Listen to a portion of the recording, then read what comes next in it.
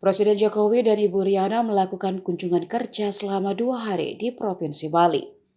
Setelah meresmikan Pasar Seni Sukawati, malamnya Jokowi seperti biasa melakukan belusukan ke rumah-rumah warga. Agak berbeda dengan di beberapa daerah sebelumnya, saat orang nomor satu itu berkeliling di Jogja atau berbelanja di mal. Kali ini Jokowi mendatangi rumah-rumah warga. Jokowi melakukan belusukan sekitar pukul 10 malam, mengenakan jaket tanpa pengawalan yang sangat ketat dari Pas Pampres. Ia juga membawakan sembako dan memberikan amplop berisikan uang kepada warga. Seorang kakek tua yang didatangi Jokowi tampak kaget dan menangis saat bertemu Jokowi. Ia lalu menjawab ketika ditanya tinggal dengan siapa, bahwa saat ini dia tinggal bersama istrinya yang juga sudah tampak renta. Setelah memberikan sembako dan amplop, Jokowi lalu melanjutkan ke rumah warga lainnya.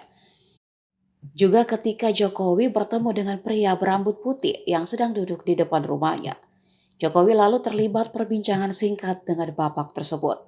Saat ditanya, ia mengaku kaget dan tidak pernah berpikir bisa bertemu dengan orang besar, apalagi orang nomor satu di Indonesia. Tangan bapak tersebut bahkan sampai gemetar usai menerima amplop dari Jokowi. Ia juga merasa heran ada orang besar mau datang melihat orang kecil seperti dirinya. Namun bapak itu bangga karena bisa bertemu dengan presiden sebelum ia meninggal dunia. Gak gini lah, gemetar lah gitu. Apa orang besar, saya tidak pernah kemana-mana, tidak pernah bertemu orang besar kan kaget. Duk-duk ini cenderung satu, duk memang tangan apa masih begitu kan.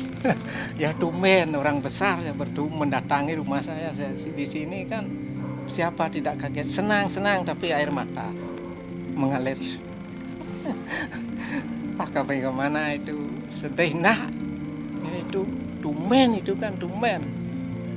sekali didatangi, lagi diberi berkah begitu kan, itu ya syukur aja.